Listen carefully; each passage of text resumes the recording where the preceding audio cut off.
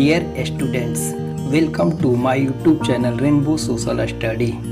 मैं अमरेंद्र कुमार सिंह आज मैं अपने चैनल में उपस्थित हूँ एक नए वीडियो के साथ। आज मैं 10वीं क्लास के भूगोल इकाई 1 भारत संसाधन एवं उपयोग का वीडियो बनाने जा रहा हूँ। इसके अंतर्गत निम्न टॉपिक है: प्राकृतिक संसाधन, जल संसाधन, वन एवं प्राणी संसाधन, खनिज संसाधन और शक्ति संसाधन। पिछले वीडियो में मैंने इस टॉपिक के 40 प्रश्नों का वीडियो बनाया था। आज मैं उससे आगे का वीडियो बनाने जा रहा हूँ। यदि इस चैनल पर आप नए हैं तो इस चैनल को सब्सक्राइब कर लीजिए। सामाजिक विज्ञान के आने वाले सभी वीडियो तथा इससे संबंधित तथा कॉम्पिटिटिव एग्जाम से संबंधित सभी वीडियो आप तक सबसे पहले पहुंच सके। यदि वीडियो पसंद आए तो कमेंट, शेयर, लाइक जरूर कीजिएगा, जिससे कि अच्छे से अच्छे वीडियो बनाने की प्रेरणा मिल सके। और आइए शुरू करते हैं। 41वां प्रश्न है: भारत में संसाधन के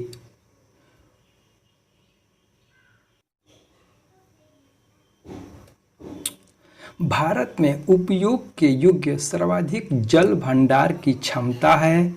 गंगा द्रोणी में सर्वाधिक जल भंडार की क्षमता है। 42वां प्रश्न है: कौन सा जीव केवल भारत में ही पाया जाता है? घड़ियाल एक ऐसा जीव है जो केवल भारत में पाया जाता है। 43वां प्रश्न है: टेक्सोल का उपयोग होता है कैंसर के उपयोग में होता है। टेक्सोल एक पौधा है, पेड़ है जो हिमालय के क्षेत्र में पाया जाता है और जिससे कैंसर की दवा बनाई जाती है। 44वां प्रश्न है: चरक का संबंध किस देश से था? भारत से। चरक ऋषि का संबंध भारत से था।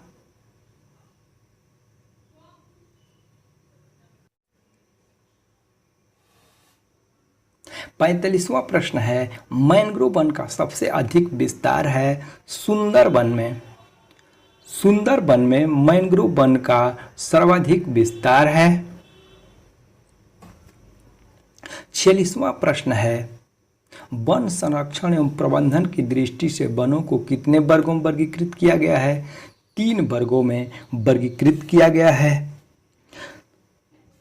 आरक्षित वन, संरक्षित वन और अवर्गीकृत वन 3 वर्गों में वर्गीकृत किया गया है। 47वां प्रश्न है: भारत में 2001 में कितनी प्रतिशत भौगोलिक क्षेत्र में वन का विस्तार था? तो 19.27% वन का विस्तार था। और वर्तमान में भारत में लगभग 21% से अधिक वन का विस्तार है। 48वां प्रश्न है: वन रिपोर्ट के अनुसार भारत में वन का विस्तार कितना है? 20% वन का विस्तार है। 39वां प्रश्न है: भारत में बाघ परियोजना की शुरुआत हुई थी। 1973 ईस्वी में भारत में बाघ परियोजना की शुरुआत की गई थी और जिसके कैलाश श्रृंखला के नेतृत्व में किया गया था। और कैलाश श्रृंखला को ही भारत का टाइगर मैन ऑफ इंडिया कहा जाता है।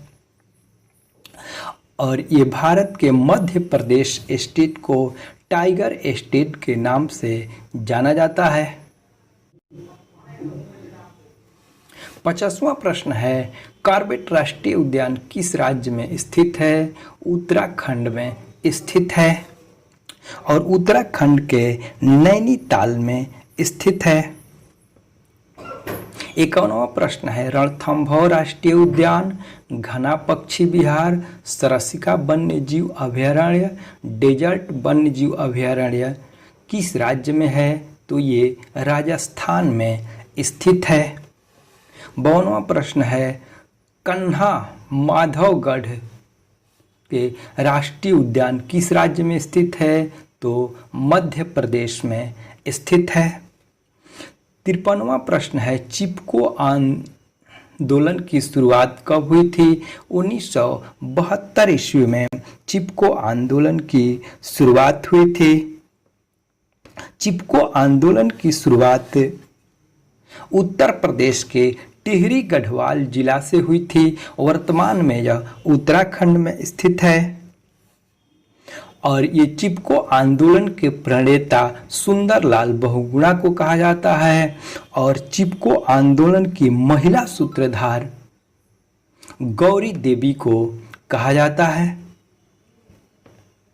54वां प्रश्न है पूर्वोत्तर राज्यों के 188 आदिवासियों जिलों में देश के कुल क्षेत्रफल का कितना प्रतिशत वन है?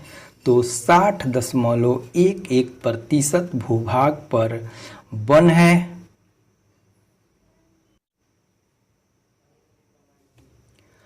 55वां प्रश्न है भारतीय वन्य जीव बोर्ड का गठन कब किया गया था?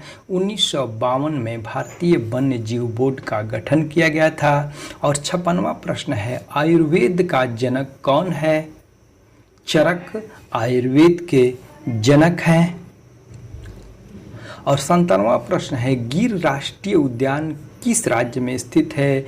गुजरात में गिर वन राष्ट्रीय उद्यान स्थित है जो बब्बर शेरों के लिए प्रसिद्ध है।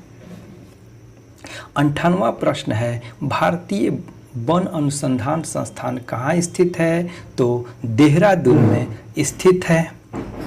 59वां प्रश्न है भारत में जंगली गधों का अभयारण्य किस राज्य में स्थित है? तो गुजरात के कच्छ अभयारण्य में जंगली गधों का अभयारण्य स्थित है और भारत में एकमात्र जंगली गधों का अभयारण्य गुजरात के कच्छ अभयारण्य में ही स्थित है।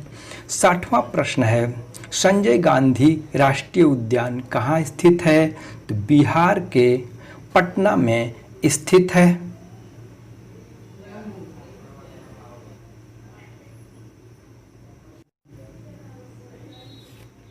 61वां प्रश्न है कुशेश्वर पक्षी विहार बिहार के किस जिला में स्थित है? तो दरभंगा जिला में स्थित है। 62वां प्रश्न है कांवर झील पक्षी विहार किस जिला में स्थित है? तो बेगूसराय में स्थित है। और डॉक्टर सलीम अली ने इसे पक्षियों के लिए स्वर्ग कहा था। कांवर झील पक्षी विहार को पक्षियों के लिए स्वर्ग कहा था। 63वां प्रश्न है भारत में लगभग कितने खनिज पाए जाते हैं? तो लगभग 100 खनिज पाए जाते हैं। 64वां प्रश्न है लौह युक्त खनिज के उदाहरण है। मैग्नीज लौह युक्त खनिज के उदाहरण है। इसके अलावा लौह अयस्क, निकेल, टंगस्टन इत्यादि जो है ये लौह खनिज के उदाहरण है। 65वां प्रश्न है अधात्विक खनिज का उदाहरण है अब्रक, चूना पत्थर, डोलोमाइट, जिप्सम ये अधात्विक खनिज के उदाहरण है। 66वां प्रश्न है किस खनिज को उद्योगों की जननी कहा जाता है? तो लोहा इस्पात उद्योगों को सभी उद्योगों की जननी कहा जाता है क्योंकि छोटी छोटी सुई से लेकर के बड़ी बड़ी मशीनों तक लोहा इस्पात के ही बनाए जाते हैं, इसलिए लोहा इस्पात को उद्योग को सभी उद्योगों की जननी कहा जाता है।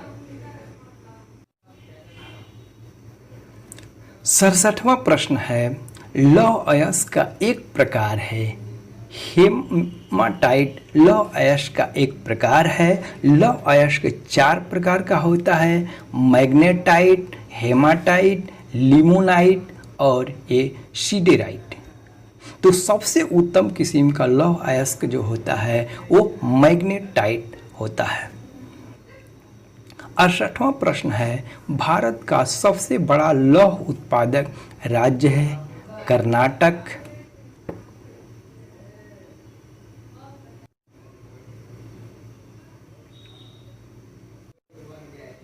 69वां प्रश्न है, छत्तीसगढ़ भारत का कितना प्रतिशत लौह अयस्क का उत्पादन करता है? छत्तीसगढ़ भारत का 20% लौह अयस्क का उत्पादन करता है।